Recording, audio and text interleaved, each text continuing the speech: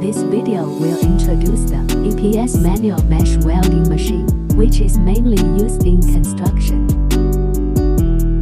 The width of the welded mesh can be up to 2.5 meters. The length can be up to 6 meters, and the welding diameter is 6.12. Using synchronous control technology, the welding time and sub-control welding are managed by the industrial computer control system. The size of the mesh is more precise, and the meshes of different sizes can appear on the same mesh in the wall and weft direction.